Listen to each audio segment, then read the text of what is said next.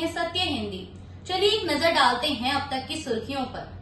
Congress party ने CDS Anil Chauhan के उस बयान को लेकर केंद्र की मोदी सरकार से सवाल किया है, जिसमें उन्होंने कहा था कि महत्वपूर्ण ये नहीं है कि विमान गिराए गए, बल्कि ये है कि वे क्यों गिरे।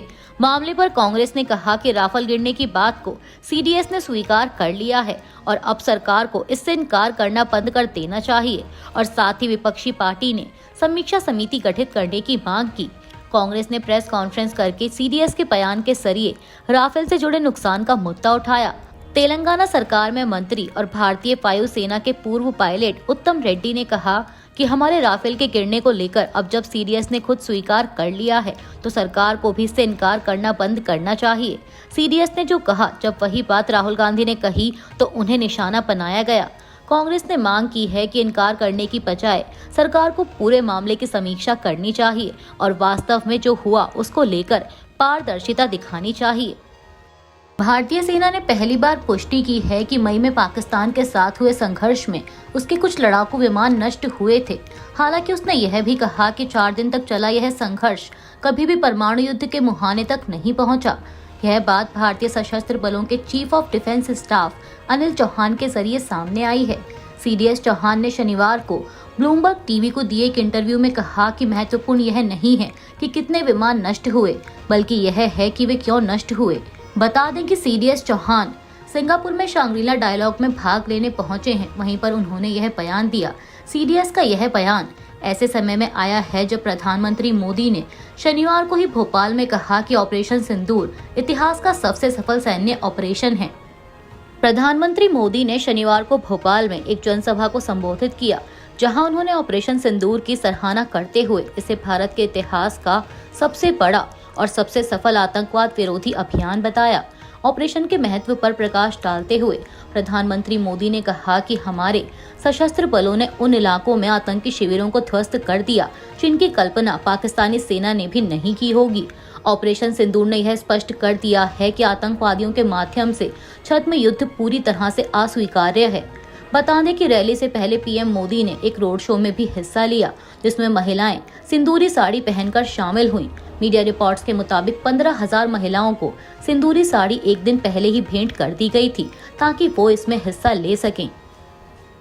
कोलकाता के गार्डन रीच थाने की पुलिस ने सोशल मीडिया पर ऑपरेशन सिंदूर के मुद्दे पर एक समुदाय विशेष की धार्मिक भावना को आहत करने वाली पोस्ट डालने के आरोप में 22 साल की लॉ की छात्रा शर्मिष्ठा पनौली को गुरुग्राम से गिरफ्तार किया है। कोलकाता पुलिस के एक वरिष्ठ अधिकारी ने इसकी पुष्टि की। छात्रा पुणे के सिम्बायोसिस लॉ स्कूल में पीबीए एलएलबी ऑनर्स के 4थे साल में पढ़ती है। कोलकाता पुलिस के सूत्रों ने बताया कि शर्मिष्ठा ने इंस्टाग्राम पर एक पोस्ट डाली थी। हालांकि बाद में उन्होंने इसे डिलीट कर इसके लिए माफी मांग ली थी, लेकिन उसके खिलाफ शिकायत दर्ज होने के बाद पुलिस ने उसे गिरफ्तार किया। गुरुग्राम की अदालत में पेश करने के बाद उसे ट्रांजिट रिमांड पर कोलकाता लाकर शनिवार को यहां अलीपुर कोर्ट में पेश किया गया। पुलिस के मुताबिक गार्डन रीच थाने में शर्मिष्ठा के खिलाफ बीती 15 मई को भारतीय न्याय संहिता के विभिन्न धाराओं के तहत मामला दर्ज हुआ था। उसके बाद उनको नोटिस भेजने का प्रयास किया गया, लेकिन पुलिस का कहना है कि वह पूरे परिवार के साथ अंडरग्राउंड हो गई थी। बाद में उनके खिलाफ जारी वारंट के आधार पर उनकी गिरफ्तारी की गई। कोलकाता पुलिस के सूत्रों ने बताया कि उन्होंने ऑपरेशन सिंदूर पर बॉलीवुड एक्टर्स की चुप्पी को लेकर एक वीडियो अपलोड किया था और इसी दौरान उन्होंने एक खास धर्म पर भी आपत्तिजनक टिप्पणी की थी। मध्य प्रदेश कांग्रेस के नेता कमलनाथ ने शनिवार को पूर्व प्रधानमंत्री इंदिरा गांधी की सराहना की, जो 1971 के भारत और पाकिस्तान युद्ध के दौरान संयुक्त राज्य अमेरिका के दबाव के आगे नहीं झुकी, जिसके कारण बांग्लादेश का निर्माण हुआ। मध्य प्रदेश कांग्रेस की जय हिंद सभा में कमलनाथ का यह बयान अमेरिकी राष्ट्रपति डोनाल्ड ट्रंप द्वारा बार बार यह दावा करने की पृष्ठभूमि में आया है कि उन्होंने ऑपरेशन सिंदूर के जरिए भारत और पाकिस्तान के बीच शत्रुता समाप्त कराई। हालांकि भारत अपने इस रुख पर कायम है कि अमेरिका की इसमें कोई भूमिका नहीं थी। शुक्रवार को उत्तर प्रदेश के कानपुर में एक रैली के दौरान प्रधानमंत्री मोदी ने कहा कि पाकिस्तान ने ऑपरेशन सिंदूर के दौरान युद्ध विराम के लिए भीख मांगी थी। अमेरिकी राष्ट्रपति डोनाल्ड ट्रंप लगातार ये दावा कर रहे हैं कि अमेरिका ने व्यापार वार्ता का हवाला देते हुए भारत और पाकिस्तान के बीच हालिया सैन्य संघर्ष रुकवाया है। ट्रंप ने एक बार फिर से ये बात दोहराई कि उन्होंने भारत और पाकिस्तान को लड़ने से रोका। ओवल ऑफिस में एक प्रेस कॉन्फ्रेंस के दौरान ट्रंप ने कहा कि हमने भारत और पाकिस्तान को लड़ने से रोका। मेरा मानना है कि यह परमाणु आपदा में बदल सकता था। वहीं अब कांग्रेस ने ट्रंप के दावों पर भारत के प्रधानमंत्री मोदी से जवाब मांगा है। कांग्रेस नेता जयराम रमेश ने सोशल मीडिया पर ट्रंप के कई बयान शेयर करते हुए इस मामले में पीएम मोदी से सवाल किया। एक्स पर अपने एक पोस्ट में जयराम रमेश ने लिखा कि डोनाल्ड भाई लगातार वही घटनाक्रम दोहरा रहे हैं कि कैसे उन्होंने 4 दिनों के भारत और पाकिस्तान युद्ध को रुकवाया। उनके मित्र नरेंद्र मोदी पूरी तरह से चुप्पी साधे हुए उनके दावों को अनदेखा कर रहे हैं। प्रधानमंत्री क्यों नहीं बोलते? जयराम रमेश ने लिखा कि क्या राष्ट्रपति ट्रंप भी वही कर रहे हैं जो मोदी हमेशा करते हैं और बहुत अच्छे से करते हैं, यानी झूठ बोलना, या वो 50% सच भी बोल रहे हैं?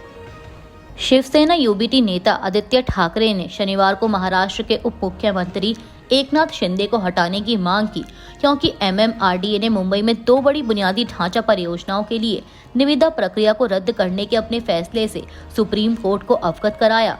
एक प्रेस कॉन्फ्रेंस को संबोधित करते हुए आदित्य ठाकरे ने कहा कि मुख्यमंत्री देवेंद्र फडणवीस को पुलिस की आर्थिक अपराध शाखा ईडी या फिर आयकर विभाग द्वारा शिंदे के खिलाफ जांच का आदेश देना चाहिए। दरअसल पीटीआई की एक रिपोर्ट के मुताबिक शुक्रवार को मुंबई महानगर क्षेत्र विकास प्राधिकरण यानी एमएमआरडीए, जिसके अध्यक्ष एकनाथ शिंदे हैं और शहरी विकास मंत्री भी हैं। दरअसल पीटीआई की एक रिपोर्ट के मुताबिक शुक्रवार को मुंबई महानगर क्षेत्र विकास प्राधिकरण यानी एमएमआरडीए, जिसके अध्यक्ष एकनाथ शिंदे हैं और शहरी विकास मंत्री भी हैं, ने सुप्रीम कोर्ट को बताया कि वह गाय मुख खोड़ बंदर भाईंदर परियोजना से जुड़ी 2 निविदाओं को रद्द कर रहा है और कहा कि वह व्यापक जनहित की रक्षा के लिए नए सिरे से पोलियां आमंत्रित करने की प्रक्रिया शुरू करेगा।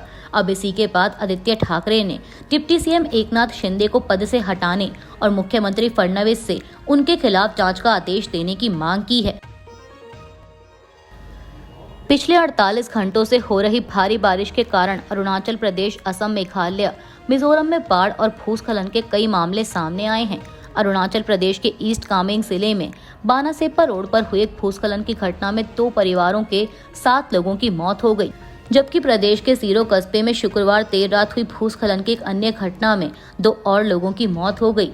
वहीं असम में भी भूस्खलन से 5 लोगों की जान गई है। ईस्ट कामेंग जिले के पुलिस अधीक्षक कमदम सिकोम ने भूस्खलन की घटना में 7 लोगों के मरने की पुष्टि करते हुए मीडिया को बताया कि पुलिस को इस दुर्घटना की जानकारी शुक्रवार रात करीब 8 बजे मिली थी। सेप्पा पुलिस स्टेशन में फोन कर राष्ट्रीय राजमार्ग 13 पर गंभीर दुर्घटना की सूचना दी गई थी। फोन पर बताया गया कि लगातार बारिश के कारण हुए भूस्खलन में एक सफेद मारुति फ्रॉन्क्स कार बह गई। पुलिस अधीक्षक ने बताया कि सेप्पा पुलिस की एक टीम तुरंत घटना स्थल पर पहुंची। भूस्खलन के कारण वाहन अचानक सड़क से नीचे उतर गया था, जिससे वह गहरी खाई में गिर गया। वाहन में 7 लोग सवार थे, लेकिन वह लापता थे।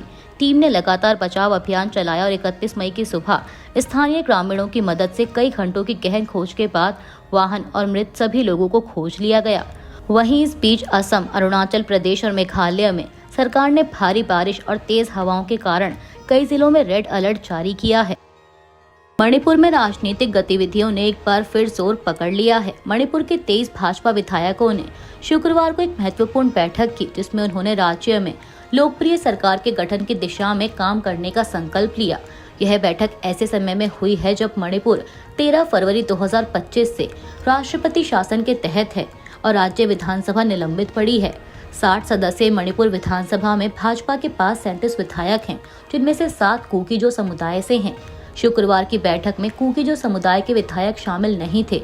इसके अलावा इस बैठक में पूर्व मुख्यमंत्री एन बीरेन सिंह और विधानसभा अध्यक्ष सत्यव्रत सिंह भी शामिल नहीं हुए।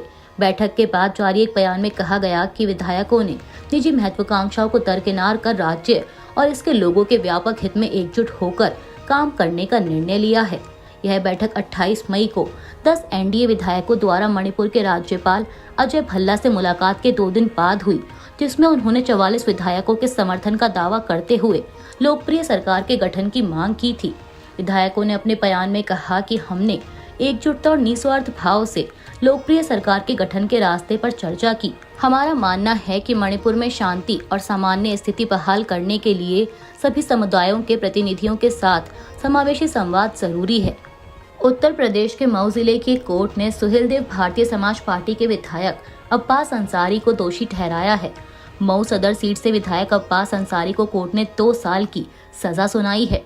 अब्बास अंसारी पूर्व विधायक मुख्तार अंसारी के बेटे हैं, जिनकी बांदा जेल में मौत हो गई थी। ये मामला साल 2022 में विधानसभा चुनाव के दौरान का है, जब अब्बास अंसारी चुनाव लड़ रहे थे। 3 मार्च 2022 को मऊ के पहाड़पुर में हुई सभा में अंसारी ने अफसरों को देख लेने की धमकी दी थी। इसके बाद एसआई गंगाराम पिंड की शिकायत पर मुकदमा दर्ज किया गया और अब इसी भाषण के सिलसिले में उन्हें ये सजा सुनाई गई है। भाषण के दौरान अंसारी ने कहा था कि चुनाव के बाद सरकार बनी तो सभी अधिकारियों को रोककर यहां हिसाब किताब किया जाएगा। हालांकि अब्बास अंसारी के वकीलों का कहना है कि वो लोग इस फैसले को उच्च अदालत में चुनौती देंगे, लेकिन 2 साल की सजा के बाद उनकी विधानसभा की सदस्यता जाने का खतरा है। अभी के लिए बस इतना ही। बाकी की खबरों के लिए बने रहिए सत्य हिंदी के साथ। Copyright disclaimer under Section 107 of the Copyright Act 1976. Allowance is made for fair use for purposes such as criticism, comment, news reporting, scholarship, and research. Fair use is a use permitted by copyright statute that might otherwise be infringing.